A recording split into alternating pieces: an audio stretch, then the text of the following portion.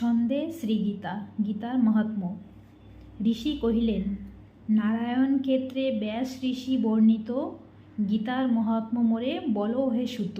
সুত কহিলেন, গীতার মহাত্ম্য কথা অতি গুহতম, বর্ণিতে সে সব কথা কে হয় সক্ষম।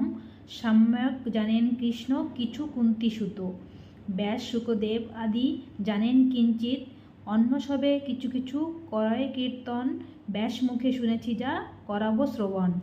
সর্ব উপনিষদ হয় ধেনুর সমান, ইহার দোহান কর্তা কৃষ্ণ ভগবান। দুগ্ধ সমদূর গীতামৃত পান, করেছেন একমাত্র কুন্তির সন্তান। ত্রিলোক মঙ্গলতরে সেই ভগবান, গীতামৃত অর্জুনের করিলেন দান।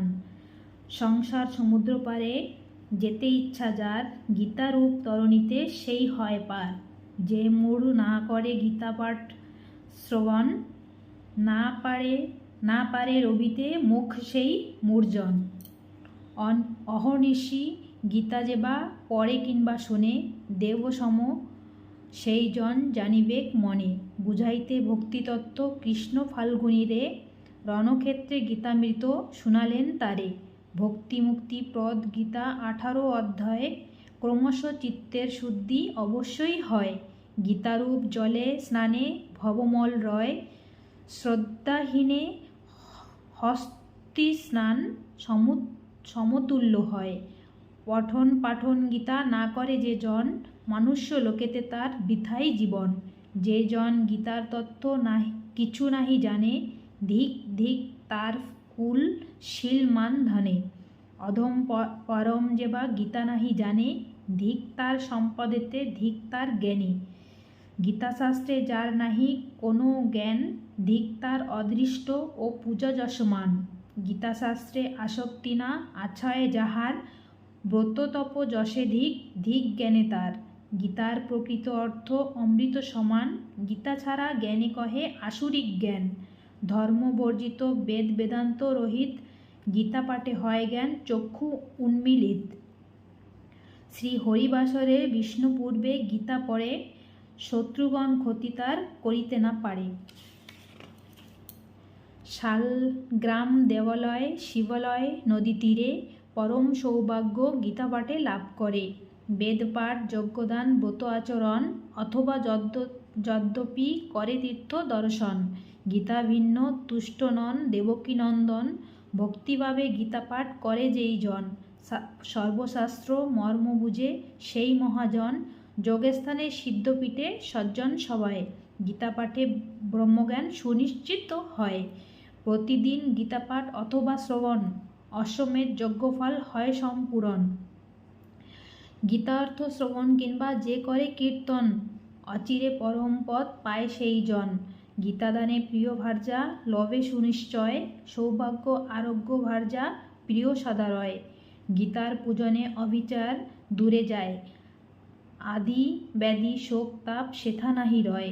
বিস্ফোটকাদি ব্যাধি না রহে সেখানে, নিত্যভক্তি দস্য লভে কৃষ্ণের চরণে।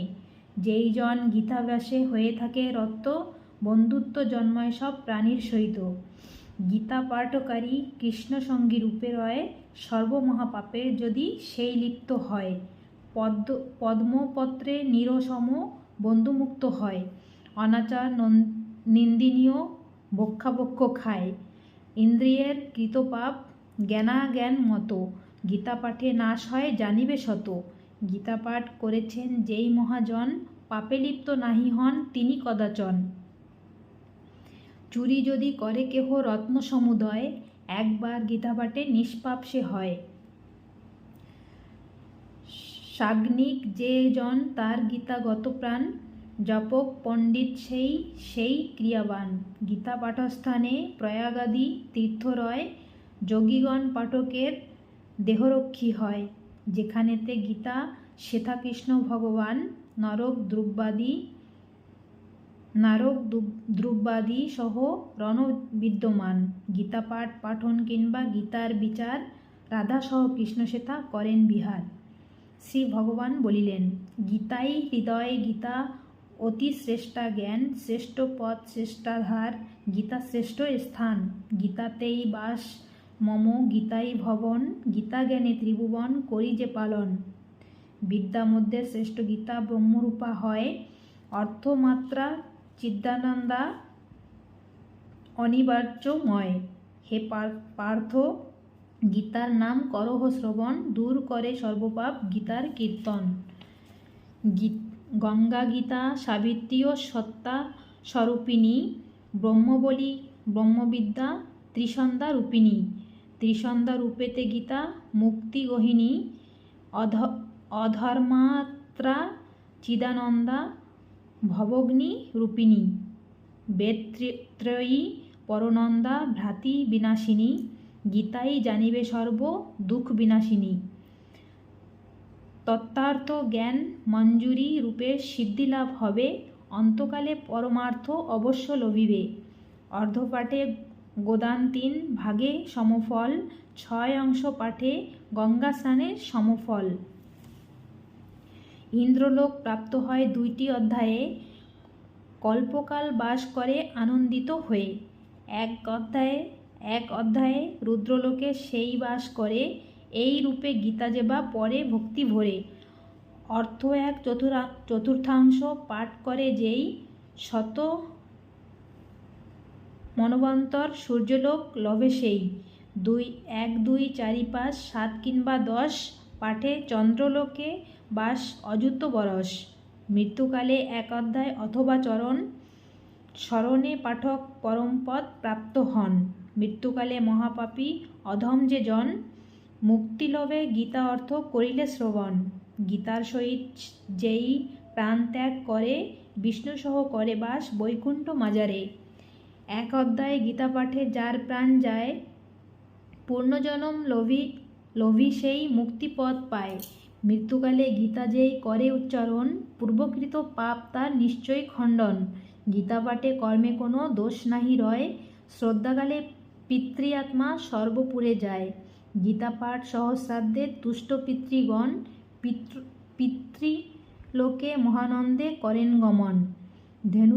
ধেনুপুচ্ছ সহ গীতা দানে সেই জন, কৃতার্থ নিশ্চিত তিনি হন সেইক্ষণ। স্বর্ণসহ গীতা দানে না আসে ধরায়, শত গীতা দানে জন্ম মৃত্যু পার হয়। গীতাদান ফলে দাতা বিষ্ণুলোকে যায়, মহানন্দে বিষ্ণুসহ নিবাস করায়। অর্থ শুনি গীতাদানে বাসনা পুরয়, শ্রবণে না পাঠে তারা গরল ভক্ষয়। এ সংসারে দুঃখভুঞ্জি লোভী গীতা জ্ঞান, অবহেলে ভক্তিমুক্তি সুখ সেই পান। জনকাদি রজগণ গীতাশ্রয় করি, আয়াসে পড়ে গেছে পেয়ে গীতা তরি। গীতা পাঠে উচ্চ নীচ ভেদ নাহি হয়, সমজ্ঞান হয় গীতা পাঠে সুনিশ্চয়। অহংকারে গীতা নিন্দা নরকে ডুবায়, অমান্যতে 1 কল্প রহে যে তথায়। গীতা অর্থ যেই মূঢ় না করে শ্রবণ, জন্ম জন্ম সুকার্জনী করে সে ভ্রমণ। চুরি করি গীতা যেই করে অনায়ন, সকল নিষ্ফল তার বৃথাই জীবন। স্বর্ণ ভোজ্য পট্টবস্ত্র সহ গীতা দান, করিলে তুষ্ট হন কৃষ্ণ ভগবান। শ্রীহরির প্রীতি লাগি গীতা পাঠকেরে, সন্তুষ্ট করিবে তারে নানা উপচারে। সুত কহিলেন, গীতার মাহাত্ম্য কৃষ্ণ প্রোক্ত পুরাতন, গীতান্তে করিলে পাঠ সুখভোগী হন। গীতান্তে মাহাত্ম্য পাঠ যে জন না করে, বৃথা পাঠ হয় তার জানিও অন্তরে। মাহাত্ম্য সহিত গীতা পড়ে যেই জন, সর্বপূর্ণ লাভ করে সেই মহাজন। ইতি শ্রী শ্রীমদ্ ভগবদ্ গীতা মাহাত্ম্য সমাপ্ত। নমস্কার।